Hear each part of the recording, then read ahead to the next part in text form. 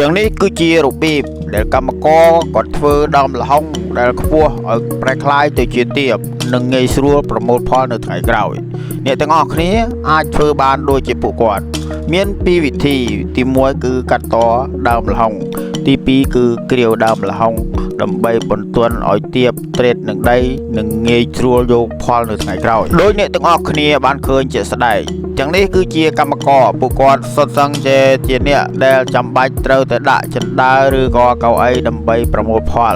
ចឹងទេពួកគាត់ម្នាក់ត្រូវតែរិះរកវិធីដើម្បីឲ្យធ្វើដើមល្ហុងនេះឲ្យប្រែក្លាយទៅជាទៀបយ៉ាងណាមិញដើមល្ហុងទោះបីជាពុះដើមវាឬក៏ជ្រៀកពាក់កណ្ដាលក៏ពួកវានៅតែអាចរស់បានជាធម្មតាជាការពិតណាស់រុក្ខជាតិល្ហុងគឺជារុក្ខជាតិដែលងាយស្រួលដាំបើទោះបីជាត្រូវបានគេពុះដើមក៏វានៅតែអាចរស់បានរុក្ខជាតិល្ហុងបើយើងដាំវាមកវាអាចចេញមកជាដើមឈ្មោលក៏យើងអាចធ្វើឲ្យវាคล้ายទៅជាដើមញីនិងទទួលបានទិន្នផលផ្លែផ្កាដូចជាដើមដទៃដែរជាស្ដែងដូចជាក្នុងវីដេអូនេះគ្រាន់តែសម្រួចឈើហើយក៏វាយចូលហើយនឹងលាបថ្នាំ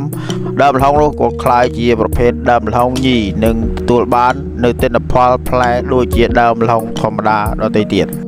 កាំបិតមុតស្រួចដ៏ស្ដើងត្រូវបានចាក់ចូលនៅក្នុងគល់ល្ហុងរួចហើយក៏ចាប់ផ្ដើមសៀតដើម្បីឲ្យល្ហុងនេះប្រែក្លាយទៅជាដើមល្ហុងមួយដែលរឹងមាំនិងមានផ្លែនិងទទួលបានទិន្នផលយ៉ាងខ្ពស់មិនត្រឹមតែអាចលក់ផ្លែបាននោះទេ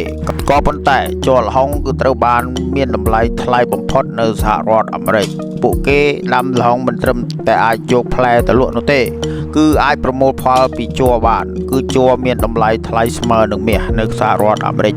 ដោយជ័រល្ហុង1គីឡូតម្លៃថ្លៃរហូតដល់$2,000សហរដ្ឋអាមេរិកអ្នកទាំងអស់គ្នាប្រកាសជាឆ្ងល់ថាតើគេយកជ័រល្ហុងទាំងនេះទៅធ្វើជាអ្វីហេតុអ្វីក៏ជ័រល្ហុងថ្លៃដល់ថ្នាក់នោះជារៀងរាល់ថ្ងៃកម្មករម្នាក់តែងតែយកកាំបិតដ៏ស្ដើងហើយក៏ឆូតទៅលើផ្លែល្ហុងដើម្បីប្រមូលផលដាក់ចូលទៅក្នុងដបដើម្បីបញ្ជូនបន្តចូលទៅក្នុងរោងចក្រឱសថក៏ដូចជារោងចក្រមួយចំនួនដែលធ្វើដើម្បីសម្អាងការសម្រាប់ស្ត្រីក៏ដូចជាបុរសជាដើមវាគឺត្រូវបានគេប្រើដើម្បីថែរក្សាស្បែកនិងព្យាបាលមុននៅលើផ្ទៃមុខវាគឺត្រូវបានគេយកទៅលាយជាមួយនឹងម្សៅដើម្បីលាបទៅលើផ្ទៃមុខដើម្បីបន្ទន់សាច់ស្បែកហើយនឹងព្យាបាលនៅក្នុងការក្រពះមិនរំលាយអាហារផ្លែរបស់វាគឺត្រូវបានគេយកទៅលក់នៅពេលក្រោយក៏ប៉ុន្តែអ្វីដែលផ្ដោតសំខាន់នោះគឺ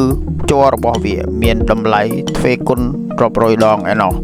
ជ័រនេះត្រូវបានគេហៅឈ្មោះថាប៉ាប៉ាផេនវាគឺមានតម្លៃយ៉ាងខ្ពស់នៅលើទីផ្សារអន្តរជាតិវាបំបែកប្រូតេអ៊ីនធ្វើឲ្យស្បែកម៉ត់ទន់វាគឺត្រូវបានគេប្រើប្រាស់យ៉ាងទូលំទូលាយនៅលើការថែរក្សាស្បែកប្រណិតសូម្បីតែការប្រើប្រាស់នៅក្នុងការវិកាត់វិទ្យាសាស្ត្រក៏វាមានកម្មវិធីនៅក្នុងការប្រើប្រាស់ផងដែរសូមពុកម៉ែបងប្អូនកុំភ្លេចចុច like និង subscribe follow ម្នាក់មួយដើម្បីជាកម្លាំងចិត្តដល់ admin